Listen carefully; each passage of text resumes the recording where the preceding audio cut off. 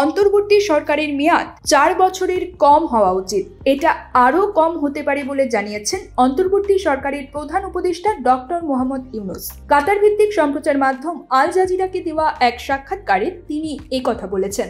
সম্প্রতি আজারবাইজানের রাজধানী বাকুতে অনুষ্ঠিত জাতিসংঘের জলবায়ু সম্মেলনের ফাঁকে আল জাজিরাকে এই সাক্ষাৎকার দেন ডক্টর মোহাম্মদ ইউনূস।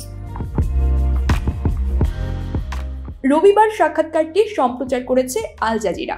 সাক্ষাৎকারে অন্তর্বর্তী সরকারের সময়সীমা কি হতে পারে জানতে চাইলে ডক্টর মোহাম্মদ ইউনূস বলেন, আমরা অন্তর্বর্তী সরকার, আমরা স্থায়ী সরকার নই। নিয়মিত সরকার 5 বছরের হয়। নতুন সংবিধানে সরকারের মেয়াদ সম্ভবত 4 বছর হতে পারে, কারণ মানুষ সরকারের মেয়াদ কম চায়। সুতরাং এটা 4 বছরের কম হওয়া উচিত, এটা নিশ্চিত। এটা আরো কম হতে পারে। এটা পুরোটা নির্ভর করছে মানুষ কি চায়, রাজনৈতিক দলগুলো কি চায় তার উপরে।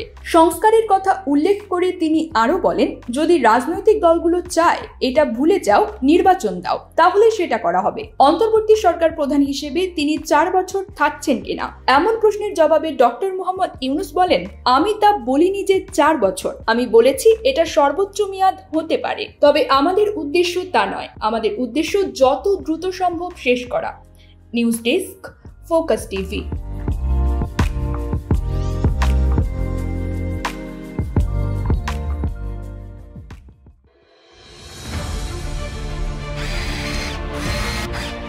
আলোতে থাকুন, ফোকাসে থাকুন, হাত রাখুন প্রজন্মের হাতে।